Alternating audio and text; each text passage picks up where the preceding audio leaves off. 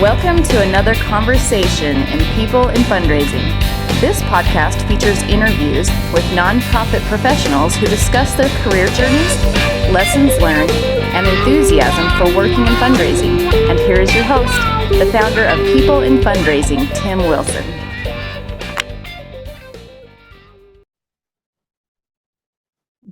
Hello, everyone. My name is Tim Wilson, and I'm the founder and host of the People in Fundraising webcast Professional Conversations series. Today is Wednesday, October 26th, 2022, and I'm really excited to welcome Carmen Tordiglione to our program today. Hello, Carmen. Hi, Tim. How are you? I'm doing great. How are you? Good. Fun day in Boston. It's pouring out, but I have a backdrop that shows when the city is actually very pretty. That's awesome. That's a great backdrop. And Carmen and I worked together for a few years at Harvard Business School before I moved out here to Utah. And Carmen has, a little soon after I left, also moved on from Harvard Business School. And Carmen, you're currently the director of gift planning at Tufts University. So you can tell our audience a little bit about that specific role, or if you want to start at the beginning of your nonprofit career and work to where you are now, I'd love to hear that. Okay. So I think I'll start at the beginning. I am what is known as the accidental fundraiser. And I think most people, as you talk to them, I think we're all accidental fundraisers. There's very few of us who in college say, this is what I want to do. So when I graduated, I want to be an attorney. But before spending 3 years and at the time, $100,000, which in today's dollars probably sounds like a bargain, I decided to, try it out. Is this really what I want to do?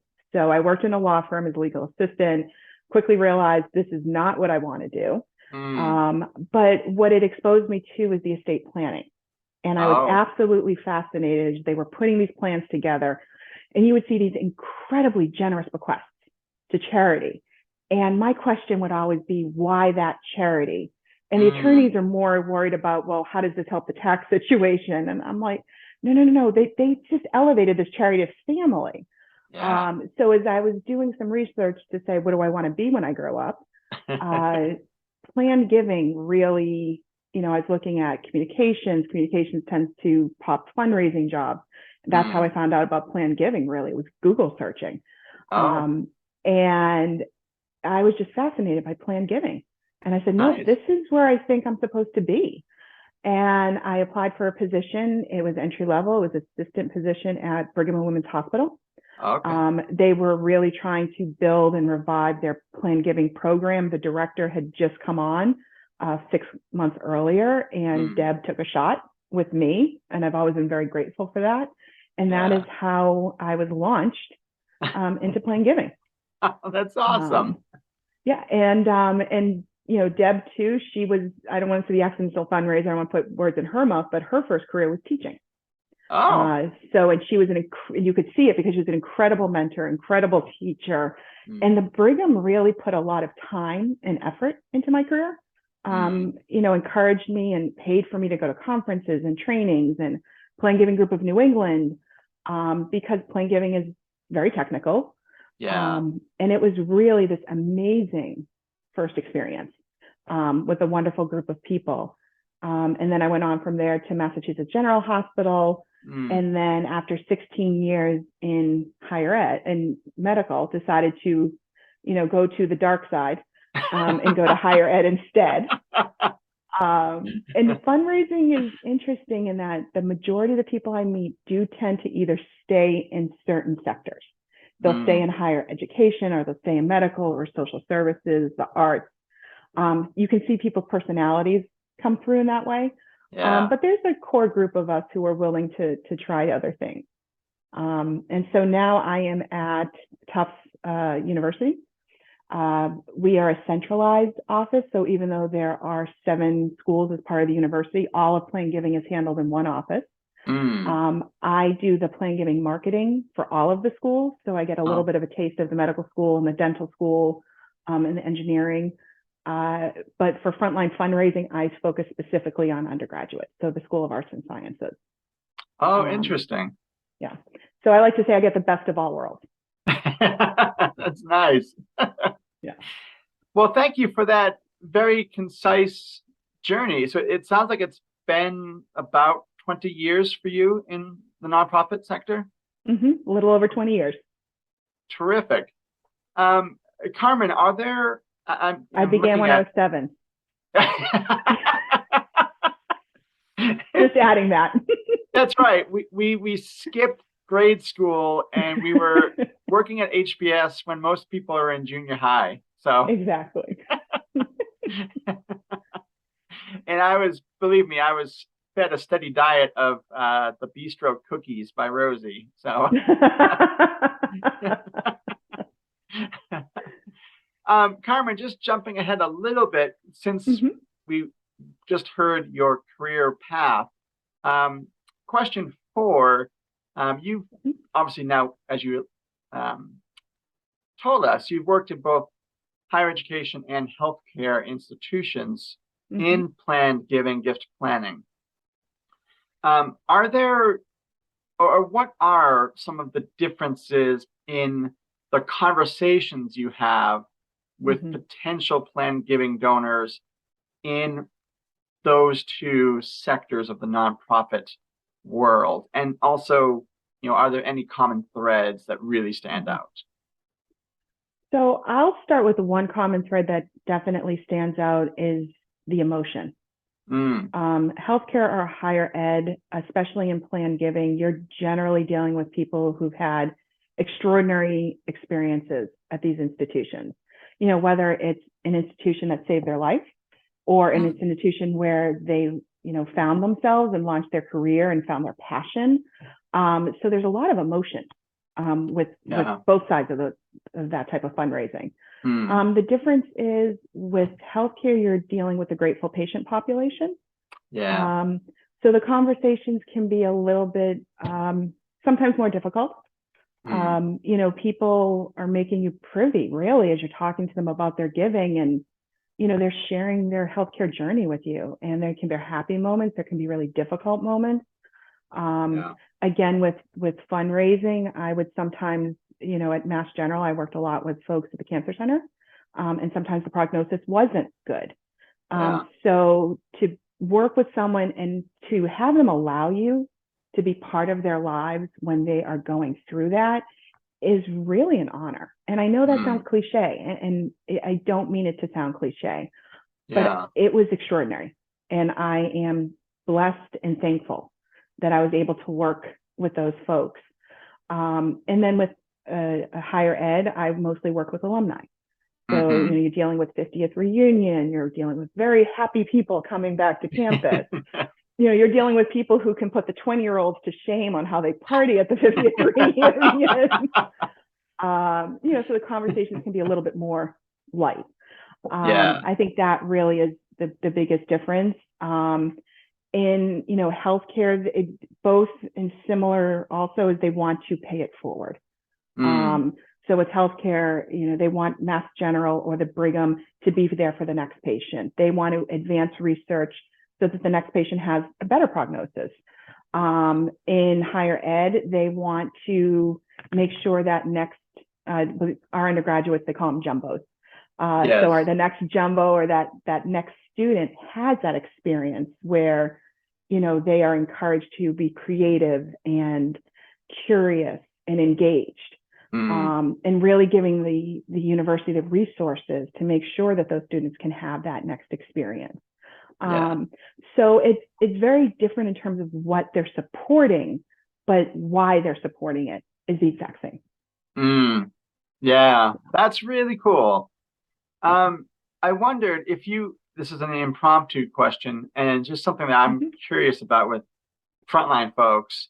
How do you process your own emotional reactions in particular to donors in the healthcare space when there is a dire situation and yet the family still wants to give back?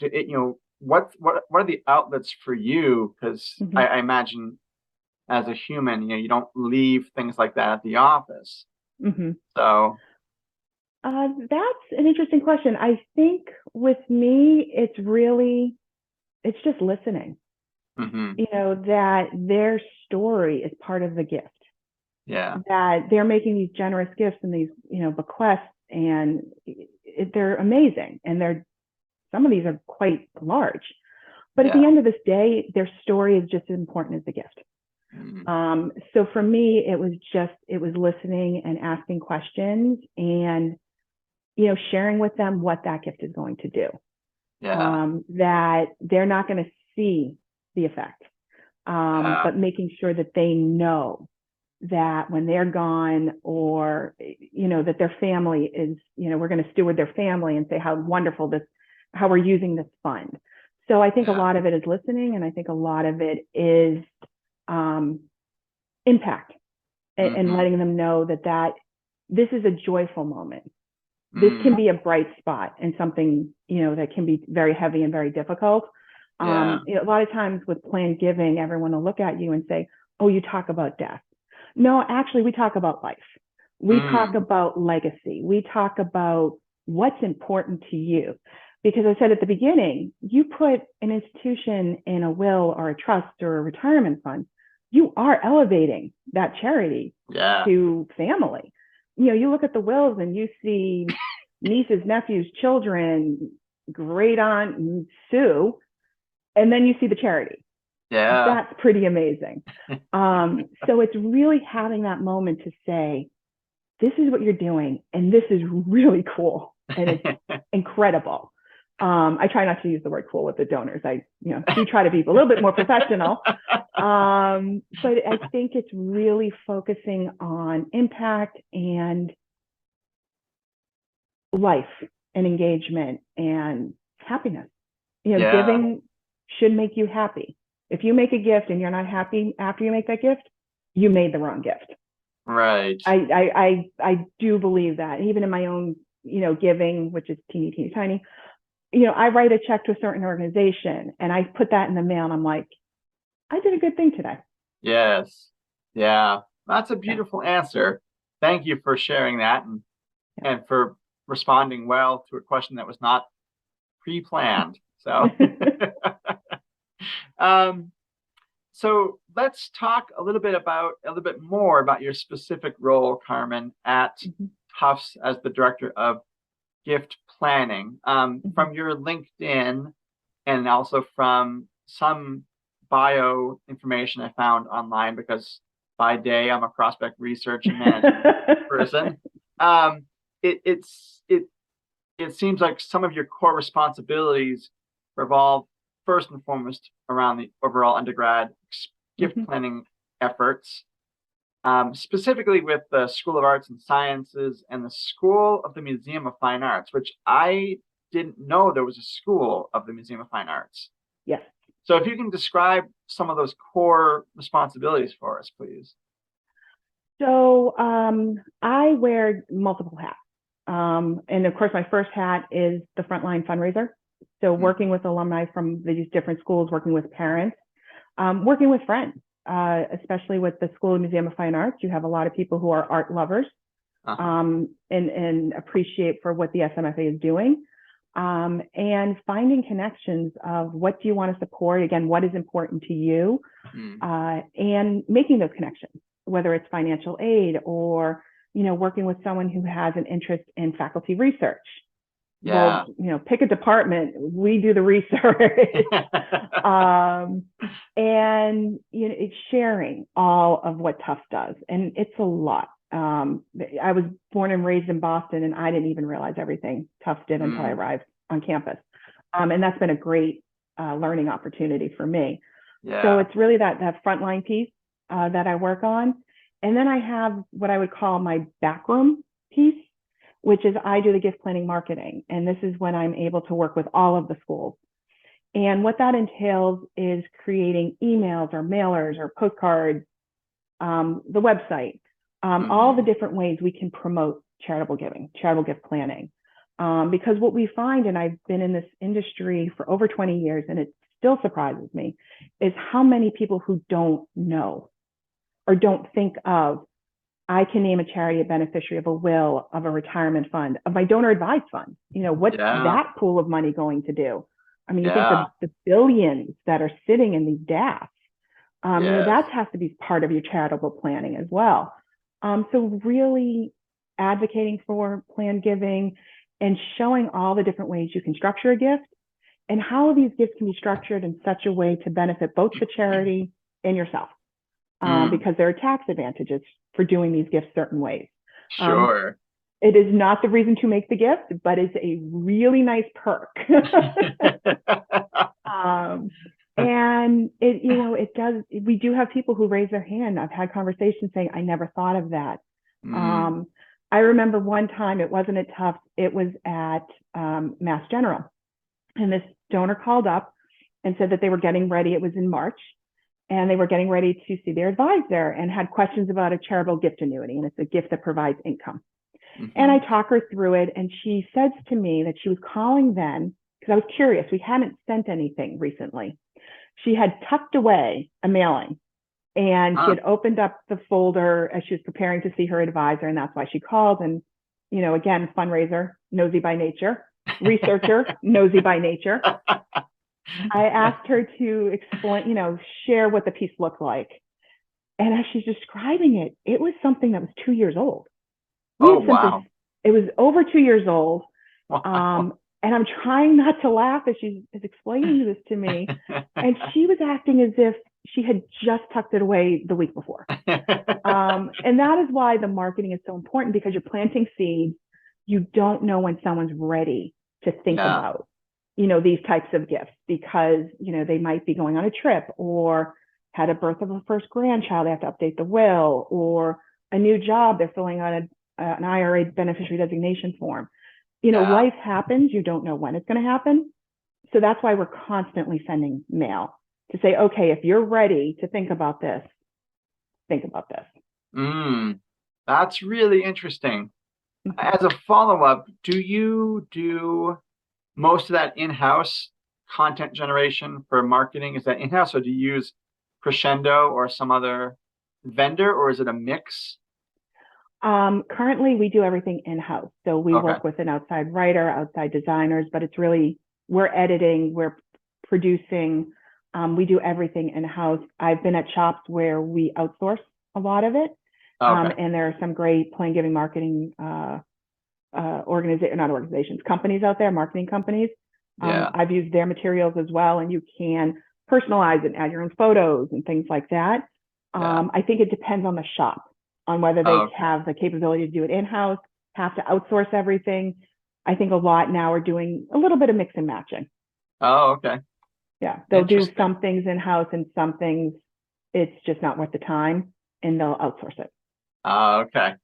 Yeah, interesting. My day job at Weber State University, north of Salt Lake City, we use Crescendo, and at my last place, Intermountain Healthcare Foundation, they use Crescendo as well. But there was, I think, part of that, or maybe mostly, because there was one gift planning officer. They didn't have additional staff members devoted solely, strictly to plan giving. So I think, as you mentioned, it depends on the shop. So it does. And we're a team of 7. So we're a much bigger, I mean, there are shops out there that are bigger than us, but we're a pretty big shop. Wow. So in terms of your career stops, is that, how does that rank in terms of staff resources with 7 at Tufts? This is by far the largest I've been at. Second largest was Mass General. I think there were 5 of us. And I've been at shops where, because of staff changes and things like that, it was 1.5. Me being the one, and I have part of, an assistant or associate. I have seen the range of programs, both in terms of size of staff and, how big the program is in terms of the gifts that come in. It's been interesting to see. I bet interesting, and also it gives you certainly an appreciation for either an embarrassment of riches or this is how we're going to have to be nimble with what we can deliver. So that, I imagine, has been helpful for your career experience as well. It has. And I think fundraising really is about flexibility, both in terms of when you do something behind the scenes, like the marketing, if you don't have the resources, figuring out a way how to do something on the fly, figuring out a way how to get it done with the resources you do have. And also working with donors that, you go into a donor situation and, I was actually in New York recently. I had talked to this person 2 years previously, and I'm like, nope, it's going to be financial aid endowed support. This is the way it's going to go. I know it. And I prepped for that. And I sit down at lunch with this donor and he did a total 180 and went in a completely different direction. And I went, okay, didn't prep for this, but we're going to go with it. But what I find with, a lot of my donors is they appreciate your honesty. And you say, let me get back to you. I don't know. Or sometimes I'll get lucky and the direction they do go in, I also know about, and we're just off to the races. Yes. Oh, cool. I really want to get to this question, Carmen, because it's certainly topical and it's front of mind for a lot of people, even at this point. It's related to the pandemic. So if you can talk with us about the pandemic's impact on specifically your gift planning strategies, did you see a downtick in terms of, certainly people not wanting to meet in person, but did you also see just a general pause of donors getting back to you because they were focused on their own health, given the typical age demographic of plan giving donors, super sensitive, rightfully so, about the pandemic's impact on their own health? So just talk with us about how that was in the last 2 years, please. So it was interesting, and this is just from the plan giving perspective. I know annual fund major gifts had different experiences. What I found is in the first maybe 3 months, so I'm going back to March of 2020, there was definitely a pause. And I think it was more of a pause because people didn't know what was going on. And were absolutely overwhelmed and trying to stand in line to go to the grocery store because they were only letting so many people in. But then it quickly pivoted and I saw an uptick.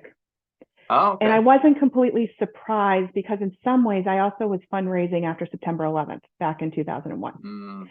And that was a moment of reflection. And it was frankly a little bit of, it was a scary moment in time as you're seeing all of this unfold. And the same thing with COVID, as you're seeing people who are very young get very sick, you're seeing people pass away, people are starting to think, well, wait a minute, I need to plan. This is, a disease, this is an incident that can happen to anyone. And at the time there wasn't the vaccines and things like that. So what I found that a lot of people were really starting to think and to reflect.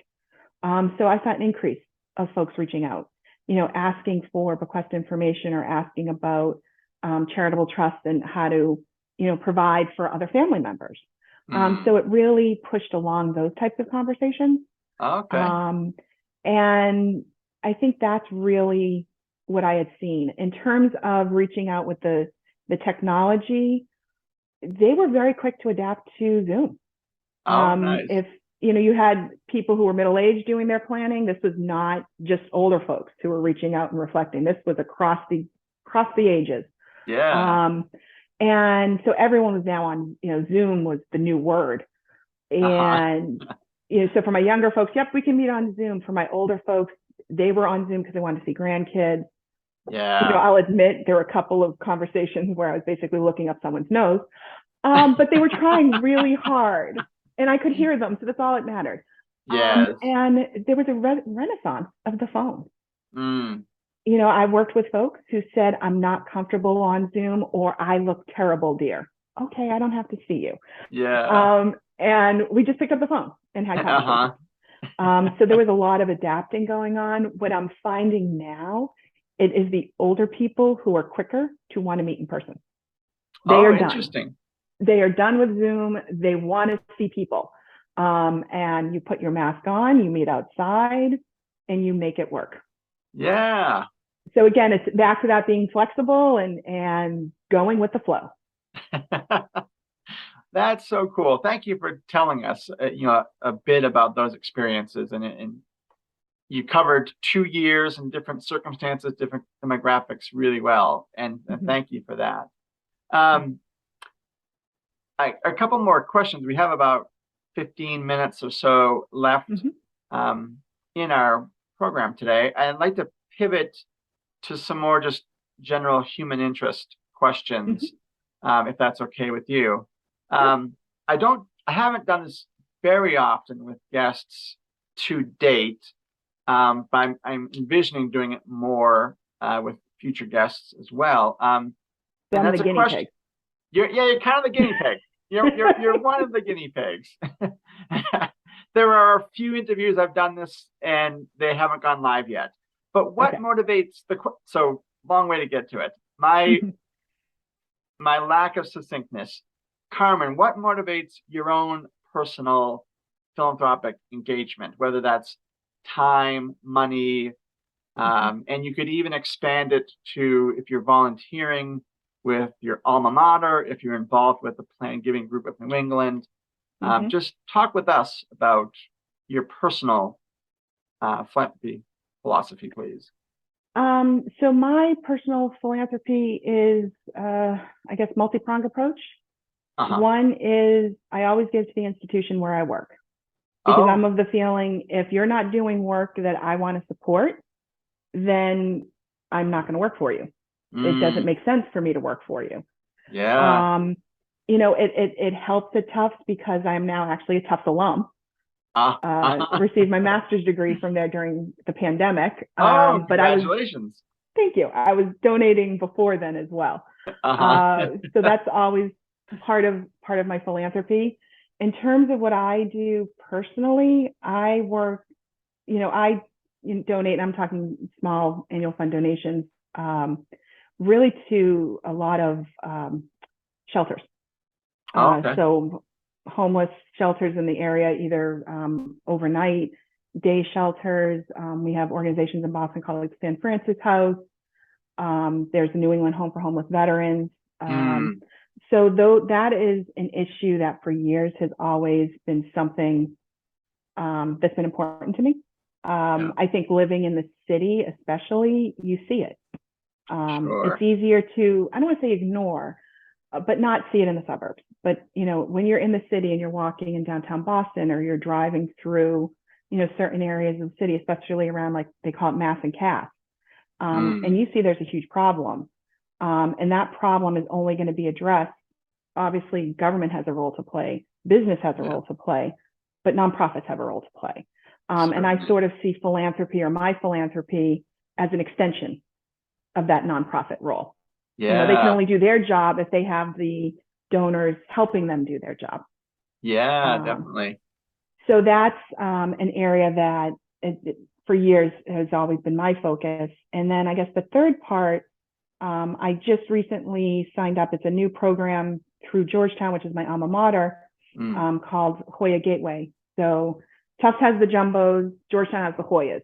And that's where Hoya Gateway comes from. And I just signed up, and that's more of, and I guess you could call it philanthropy, volunteer. I just say paying forward. If students have questions, they can find me on the Gateway and reach out. What is this crazy world of fundraising about? Or I was a student caller at Georgetown. What other types of fundraising is out there? That's, I think I'm a big proponent of career exploration when you're a college student, because they don't know what they want to do. I was absolutely clueless as an undergraduate. And I think having that type of network out there to say, have you thought about X, Y, and Z is really important, because there are so many careers out there. There's so many different paths you can take, beyond law school, med school, And I think having that opportunity to do that exploration in a safe environment like college is very important. Yeah, I love that idea. Yeah. And that's, I work for a large state university here in Utah, and there's I'd say almost half of the student body is officially concurrent enrollment. So that means that they're in high school getting college graduation credit. My oldest daughter is a sophomore in high school, and so she's concurrently enrolled. And you're right. I think, she's 15 and we don't press her too much, but, whether it's parental pressure or guardian pressure, relatives, friends, guidance counselors, what are you going to do with your life? And you're right. I mean, even as a college student, as you're nearing the end of the college experience, very common to have no idea, what the next step is. Yeah. And that's something that my institution tries to help make a more comfortable conversation around, because, there's a lot of,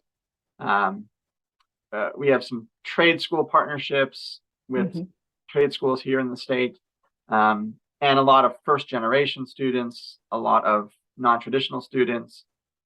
So it's certainly top of mind of how do we take your education and give you applicable skills? How do we do it far earlier in the educational process?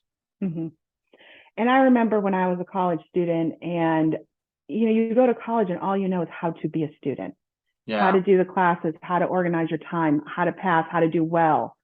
And those are all important skills. But I had no clue what I wanted to be. And I remember the first time someone asked me what I wanted to do after college, that to me was one of the scariest questions anyone could possibly have ever asked me. Sure. Because I really didn't know how to approach life after being a student. Yeah.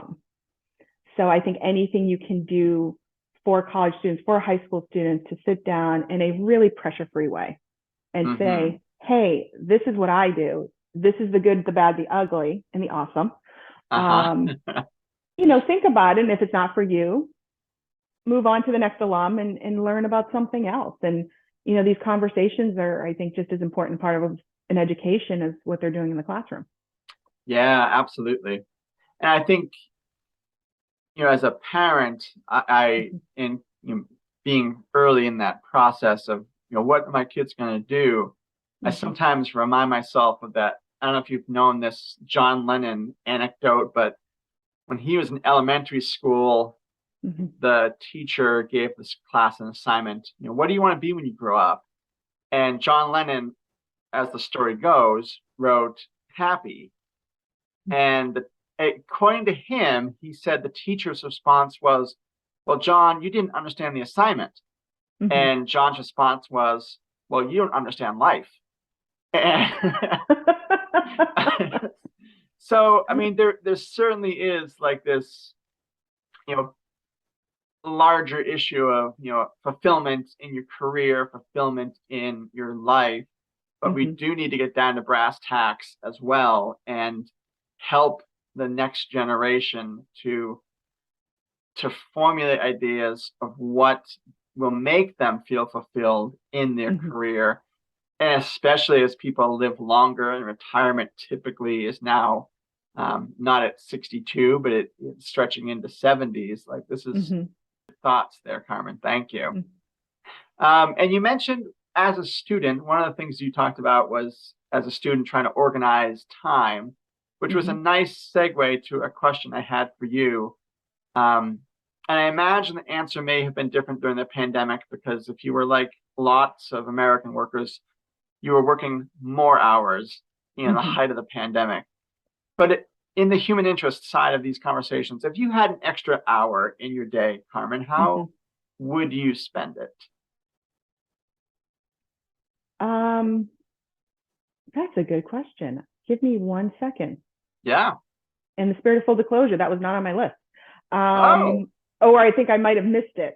I was skimming it, so that could be on me.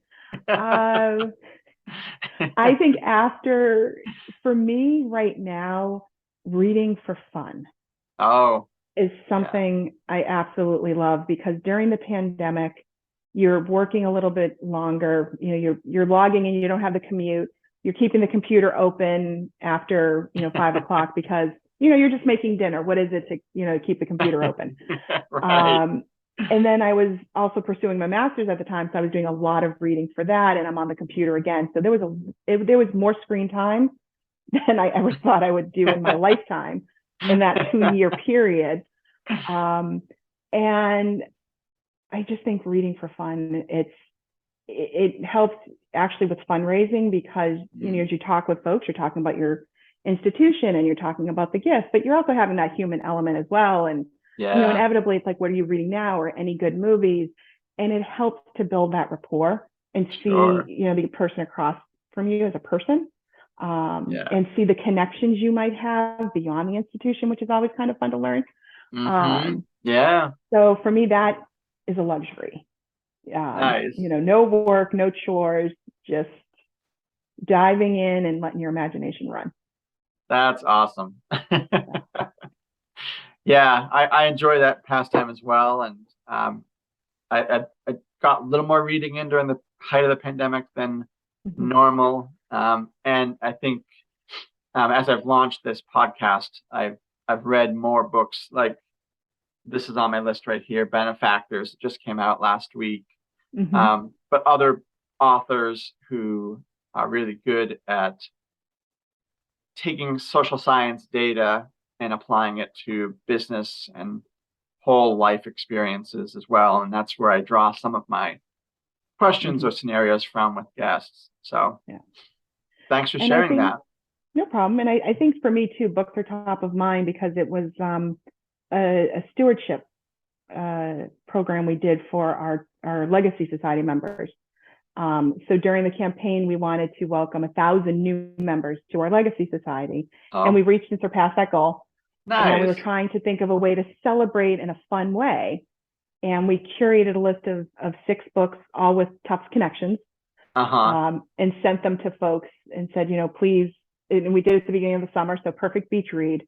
For folks to pick a book and enjoy, and it was incredibly well received.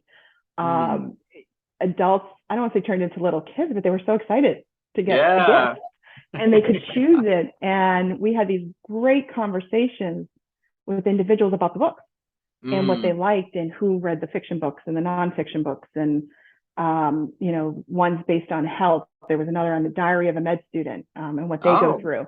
Wow. So you're learning about Tufts, you're learning about this other person, and it was a great stewardship opportunity that I have to admit I had nothing to do with. It was my phenomenal colleagues who put this together. But I think that's also why books are top of mind, because a lot of our conversations lately have been around those 6 books. That's a really cool idea. I like that. Dynamite. Well, Carmen, we're almost up at the hour. Any last thoughts? Anything you were hoping or expecting to cover or have time to share? No, I think we kind of covered everything. I think, I did talk a lot about planned giving in the traditional sense of the bequests and the estate gifts. But, we also work on gifts of non-cash assets, which we can kind of fund too. They call that planned giving as well.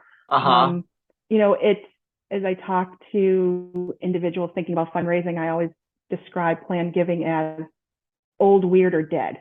And the non-cash assets definitely fall into the weird category. But it's just, I guess my parting thought is, it's been an incredible 20-year ride. I've met extraordinary people from all over the country. And I've been welcomed into their homes or met with them in coffee shops and learned what's important to them. And I can truly say no 2 giving stories are alike and how they got to where they are. And it's a really extraordinary field that we're in. That's beautifully said. Thank you for that parting thought. And Carmen, it was so delightful to reconnect with you today for this hour. Same. This has been great. This has been a lot of fun. Thank you. Yeah, my pleasure. And I joked with Carmen before we went live that the last time I saw Carmen, I was making my teary farewell around the fourth floor of Teal Hall on my last day at HBS, which was, we're coming up on Halloween, which is spooky enough. My last day at HBS was Friday the 13th. So, Oh, I forgot that. yes. So all sorts of emotions going on that day. But really, it was just great to have you on the program, to see you, to hear your passion for this field. And I wish you all the best. And I'd love to reconnect on a future trip to Boston, just to see how you're doing. Absolutely. Excellent. Well, thank you, Carmen, and thank you to our audience for watching and listening. Carmen's interview will go live on my website, peopleinfundraising.com, in a few weeks. And you can find other conversations on that website, as well as every Monday on LinkedIn and YouTube, I post a new conversation. So thanks for your support and have a great day. Thank you. You too.